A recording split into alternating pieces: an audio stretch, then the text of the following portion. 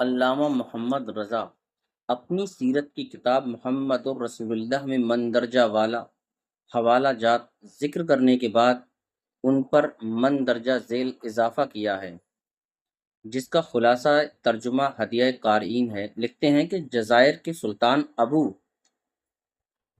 حمو موسیٰ بڑے اہتمام اور اجلال کے ساتھ شب میلاد منایا کرتے تھے، جس طرح مغرب کے سلاطین اور اندلس کے خلفاء، اندلس جو ہے اسپین کا پرانا نام ہے، اندلس کے خلفاء اس زمانے میں یا اس سے پہلے اس تقریب سعید کا اہتمام کیا کرتے تھے۔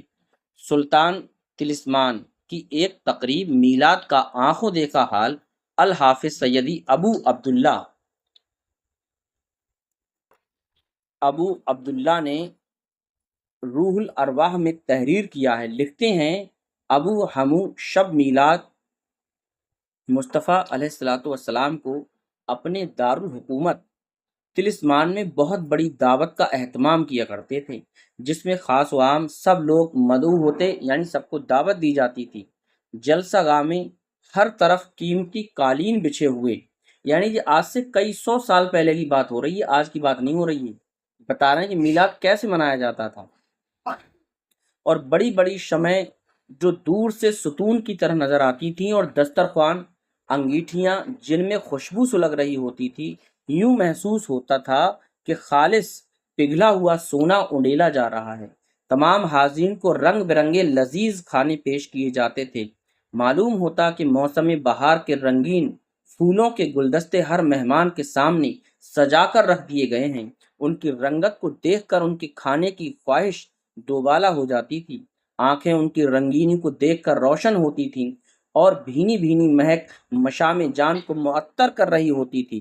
تمام لوگوں کو درجہ بدرجہ بٹھایا جاتا تھا۔ سب حاضرین کے چہروں پر وقار اور احترام کی روشنی چمک رہی ہوتی تھی۔ اس کے بعد بارگاہ رسالت میں ہدیہ عقیدت پیش کرنے کے لیے مدح قصائد پڑھے جاتے تھے، اور ایسے مواعظ اور نصائح کا سلسلہ جاری رہتا جو لوگوں کو گناہوں سے برگشتہ کر کے عبادت و اطاعت کی طرف راغب کرتے تھے۔ یہ سارے کام اس ترتیب سے ہوتے کہ حاضرین کو قطعاً تھکاوٹ یا اکتاہٹ کا احساس نہ ہوتا۔ اس روح پرور تقریب کے مختلف پروگراموں کو سن کر دلوں کو راحت ہوتی اور نفوس کو مسرت حاصل ہوتی تھی۔ سلطان رضوان اللہ علیہ کے قریب شاہی خزانہ رکھا ہوتا، جس کو ایک رنگ برنگی یمنی چادر سے ڈھانپا ہوا ہوتا۔ رات کے گھنٹوں کے برابر اس میں دروازے ہوتے۔ جب ایک گھنٹہ گزرتا تو اس دروازے پر اتنی چوٹیں لگتی جتنے بجے ہوتے۔ دروازہ کھلتا اور ایک خادمہ نکلتی جس کے ہاتھ میں انعامات لینے والوں کی فہرست ہوتی۔ سلطان اس کے مطابق انعام تقسیم کرتا، اور یہ سلسلہ صبح کی اذان تک جاری رہتا۔ ہمارے یہ سیرت نگار اپنے زمانے کے حالات بھی لکھتے ہیں کہ مصر میں کس اہتمام سے عید میلاد النبی کا جشن منایا جاتا تھا۔ بعض متشددین محفل میلاد کے انعقاد کو بدعت کہتے ہیں، یعنی کچھ لوگ کیا کہتے ہیں، اگر جو میلاد مناتے ہیں اسے کیا کہتے ہیں، یہ بدعت ہے، بدعت کا کام ہے۔ اب یہ کتابیں جو بتا رہی ہیں، یہ کتاب بہت پرانی ہے، اور ان کو پیر کرم شاہ اجہری انہوں نے لکھا ہے، اور بہت سال پہلے انہوں نے یہ کتاب لکھی تھی، اور کئی سال پہلے کا واقعہ بتا رہے ہیں کہ اس وقت میلاد منایا جاتا تھا۔ آگے کیا لکھتے ہیں کہ بعض لوگ محفل میلاد کے انعقاد کو بدعت کہتے ہیں۔ کیا کہتے ہیں؟ بدعت کہتے ہیں، بدعت، یہ بدعت بتا رہے ہیں جی، بدعت کہتے ہیں۔ اور بدعت بھی وہ جو مذمومہ ہے اور دلالت اور ضلالت ہے۔ بے شک حدیث پاک میں بدعت سے اجتناب اور پرہیز کرنے کا حکم دیا گیا ہے، یعنی وہ یہ بھی کہہ رہے ہیں کہ بے شک جو بدعت ہے تو حدیث پاک میں بدعت سے بچنے کا اور پرہیز کرنے کا حکم دیا گیا ہے۔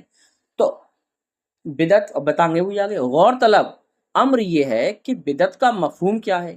اگر بدعت کا مفہوم یہ ہے کہ وہ عمل جو عہد رسالت یعنی رسول اللہ صلی اللہ علیہ وسلم اور عہد خلافت راشدہ میں نہ تھا، اور اس کے بعد ظہور پذیر ہوا، وہ بدعت ہے، اور بدعت مذمومہ ہے، اور اس پر عمل کرنے والا گمراہ ہے اور دوزخ کا ایندھن ہے، تو پھر اس کی زد صرف محفل میلاد پر نہ پڑے گی بلکہ امت کا کوئی فرد بھی اس کی عزت سے بچ نہ سکے گا۔ یہ کہتے ہیں کہ جو کام نبی صلی اللہ علیہ وسلم کے سامنے ہوتا تھا وہ تو ٹھیک ہے، لیکن جو کام نبی صلی اللہ علیہ وسلم اور آپ کے صحابہ کرام خلفائے راشدین جو 4 خلیفہ ہوئے، تو ان کے سامنے اگر جو کام ہوا ہے وہ تو صحیح ہے، لیکن ان کے سامنے جو کام نہیں ہوا ہے اور بعد کو جو کام ہو رہا ہے تب اس سب بدعت بتاتے ہیں۔ اب ایک سوچنے والی بات ہے کہ اس وقت تو یہ پنکھے بھی نہیں تھے نبی صلی اللہ علیہ وسلم کے سامنے، اور آپ کے جو خلفائے راشدین ہیں ان کے سامنے تو یہ عالی شان مکان جو آج جیسے بن رہے ہیں یہ بھی، تو ان میں رہنا ہی بدعت ہو جائے گا اگر ہم تم غور کریں تو، اس پنکھے کی ہوا کھانا بھی بدعت ہو جائے گا جو ہے۔ اچھا، دوسری چیز، پہلے ریل گاڑیاں، ہوائی جہاز، موٹر کاریں یہ بھی نبی صلی اللہ علیہ وسلم کے زمانے میں نہیں تھی۔ تو ان کا کہنے کا مطلب یہ ہے، یہ لوگ یہ کہتے ہیں کہ جو ہے نبی صلی اللہ علیہ وسلم کے سامنے جو کام نہیں ہوئے ہیں انہیں تم اگر بعد میں کرو گے تو یہ بدعت ہیں۔ تو انہوں نے سمجھا دیا، تو پھر اس کی زد صرف محفل میلاد پر ہی نہ پڑے گی بلکہ امت کا کوئی فرد بھی اس کی زد سے بچ نہیں سکے گا۔ یہ علوم یعنی یہ علم جن کی تدریس کے لیے بڑے بڑے مدارس اور جامعات اور یونیورسٹیاں قائم کی گئی ہیں، یعنی جو آج علم حاصل کیا جا رہا ہے جس طریقے سے، تو نبی صلی اللہ علیہ وسلم کے زمانے میں تو ایسی یونیورسٹیاں، ایسے مدرسے بھی نہیں تھے، اور جن پر کروڑ ہا روپیہ خرچ کیا جا رہا ہے، ان علوم میں سے بیشتر وہ علوم ہے جن کا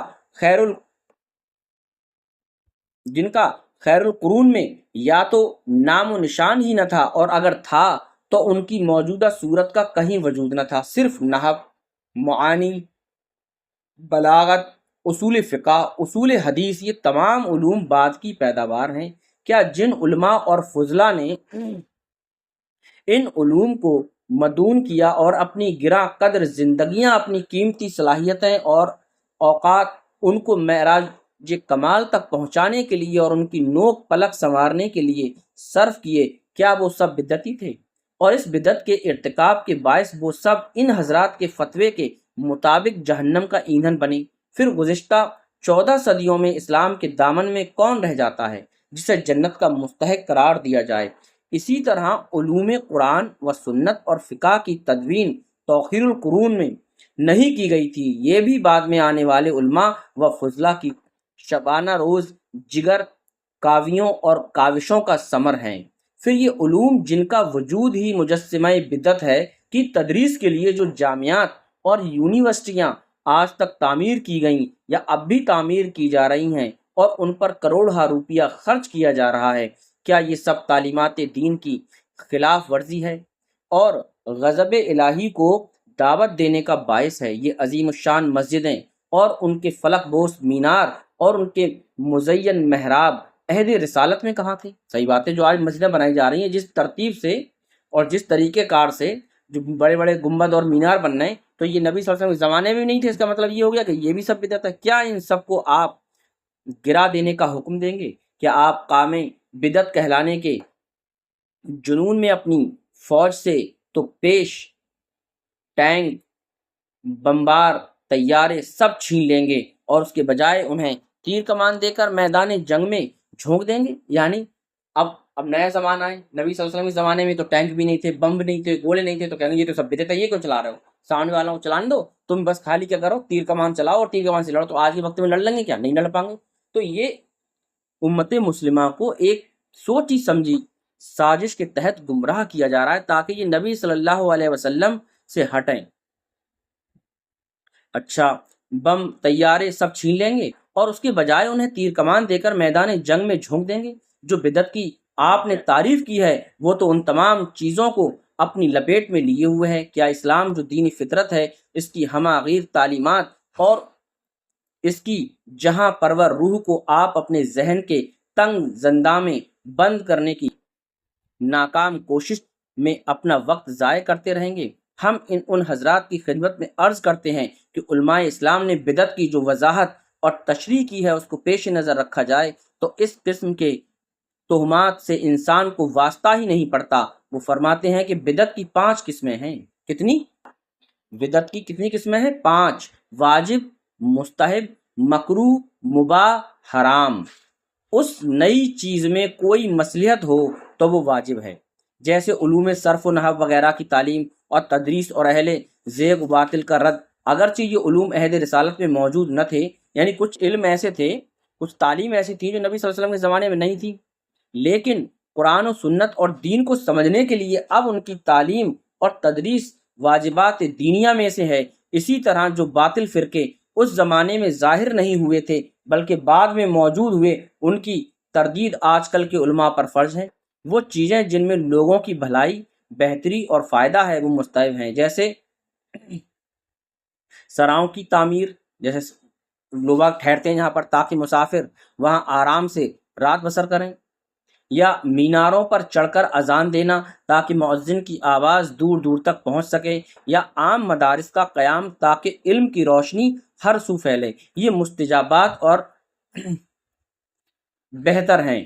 مباح، اب جیسے انہوں نے یہ سمجھایا کہ کوئی بھی دین سیکھنے کا طریقہ، جیسے کوئی یونیورسٹی ہے یا کوئی آسان طریقے سے علم کو سکھانے کا طریقہ ہے، تو وہ سب مستحبات ہیں اور بہتر چیزیں ہیں، ان کے ذریعے سے کر سکتے ہیں۔ اگر ایسا مانا جائے تو آج کے وقت میں موبائل سے جو کچھ تم سیکھ رہے ہیں، سن رہے ہیں، وہ سب بدعت ہو جائے گا جو۔ اچھا آگے کہہ رہے ہیں مباح، جیسے کھانے پینے میں وسعت اور فراخی، اچھا لباس پہننا، آٹا چھان کر استعمال کرنا، یہ مباحات شرعیہ ہیں۔ اگرچہ عہد رسالت میں ان چھنے آٹے کی روٹی استعمال ہوتی تھی، سرکار دو عالم صلی اللہ تعالیٰ علیہ وسلم خود بھی ان چھنے آٹے کی روٹی تناول فرمایا کرتے، لیکن اگر کوئی شخص آٹا چھان کر روٹی پکاتا ہے تو یہ اس کے لیے مباح ہے، بدعت اور گمراہی نہیں، تاکہ اس کو دوزخی ہونے کی یہ حضرات بشارت سنائیں۔ وہ کام جس میں اسراف ہو وہ مکروہ ہے، یعنی جس میں خامخواہ ایکسٹرا خرچہ ہو، وہ کام جس میں اسراف ہو وہ مکروہ ہیں۔ اس طرح مساجد اور مصاحف کی غیر ضروری زیب و زینت۔ اب پانچویں کیا گئی؟ حرام، ایسا فعل جو کسی سنت کے خلاف ہو اور اس میں کوئی شرعی مصلحت نہ ہو۔ امام ابو زکریا محی الدین بن شرف النووی نے شرح مسلم اور تہذیب الاسماء واللغات میں لفظ بدعت پر سیر حاصل بحث کی ہے، جس کے مطالعے کے بعد اس کا مفہوم واضح ہو جاتا ہے اور طرح طرح کے شبہات جو اذہان و قلوب کو پریشان کرتی ہیں خود بخود کافور ہو جاتی ہیں۔ تہذیب الاسماء واللغات کی چند سطور ناظرین کے مطالعے کے لیے یہاں نقل کر رہا ہوں تاکہ وہ اسے غور سے پڑھیں اور اپنی تسلی کر لیں۔ کیا فرما رہا ہے آگے؟ شریعت میں بدعت اس کو کہتے ہیں کہ ایسی نئی چیز پیدا کرنا جو رسول اللہ صلی اللہ علیہ وسلم کے عہد مبارک میں نہیں تھی، اور اس کی دو قسمیں ہیں، بدعت حسنہ اور بدعت قبیحہ۔ علامہ ابو محمد عبد العزیز بن عبداللہ رحمۃ اللہ تعالیٰ علیہ ورضی اللہ عنہ، جن کی امامت پر اور جلالت شان پر ساری امت متفق ہے اور تمام علوم میں ان کی مہارت اور براعت کو سب تسلیم کرتے ہیں، انہوں نے اپنی تصنیف کتاب القواعد کے آخر میں بیان کیا ہے کہ بدعت کی مندرجہ ذیل قسمیں ہیں: واجب، حرام، مستحب، مکروہ اور مباح۔ امام ابو زکریا محی الدین بن شرف نووی صحیح مسلم کی اپنی شرح میں کل بدعت دلالتن کی حدیث کی تشریح کرتے ہوئے رقم تراز ہیں، یعنی لکھتے ہیں کل بدعت دلالہ اگرچہ عام ہے لیکن یہ مخصوص ہے، یعنی ہر بدعت دلالت نہیں بلکہ غالب بدعت دلالت ہوتی ہے۔ لغت میں اس چیز کو بدعت کہتے ہیں جس کی مثال پہلے موجود نہ ہو، اور علماء اکرام کہتے ہیں کہ بدعت کی 5 قسمیں ہیں: واجب، مستحب، حرام، مکروہ اور مباح۔ واجب کی مثال یہ دی ہے جیسے متکلمین کا ملحدوں اور اہل بدعت پر رد کرنے کے لیے اپنے دلائل کو منظم کرنا۔ مستحب کی مثال یہ ہے کہ مختلف علوم اور فنون پر کتابیں و تصنیف کرنا، مدرسے تعمیر کرنا اور سرائیں وغیرہ بنانا۔ مباح کی مثال یہ ہے کہ جیسے طرح طرح کے لذیذ کھانے پکانا وغیرہ، اور حرام اور مکروہ ظاہر ہیں۔ امام موصوف نے تہذیب الاسماء واللغات میں بدع محرمہ کی مثال یہ دی ہے کہ قدریہ، جبریہ، مرجیہ اور مجسمہ کے مذاہب باطلہ بدع۔ مکروہ کی مثال مساجد کی بلا ضرورت و مقصد تزئین وغیرہ، لیکن محفل میلاد کے انعقاد میں نہ کسی سنت ثابتہ کی خلاف ورزی ہے اور نہ کسی فعل حرام کا ارتکاب ہے، بلکہ یہ نعمت خدا بندی پر اس کا شکر ہے، اور شکر کا ادا کرنا کثیر آیات سے ثابت ہے۔ اسی طرح آیت سے اس فضل و نعمت خدا بندی پر اظہار مسرت کرنا حکم الہی ہے۔ علامہ ابن حجر رحمۃ اللہ تعالیٰ علیہ نے معترضین کا جواب دیتے ہوئے فرمایا ہے کہ محفل میلاد کا انعقاد بے اصل نہیں ہے، بلکہ اس کے لیے سنت نبی میں اصل موجود ہے۔ اس ضمن میں انہوں نے یہ حدیث تحریر فرمائی جو صحیحین میں موجود ہے کہ نبی کریم صلی اللہ علیہ وسلم جب مدینہ طیبہ میں تشریف فرما ہوئے تو یہودیوں کو پایا کہ وہ عاشورہ کے دن روزہ رکھا کرتے تھے۔ حضور نے ان سے اس کی وجہ پوچھی تو انہوں نے کہا، یہ وہ دن ہے جس دن فرعون غرق ہوا اور موسیٰ علیہ السلام نے نجات پائی۔ ہم اللہ تعالیٰ کی اس نعمت کا شکر ادا کرنے کے لیے روزہ رکھتے ہیں۔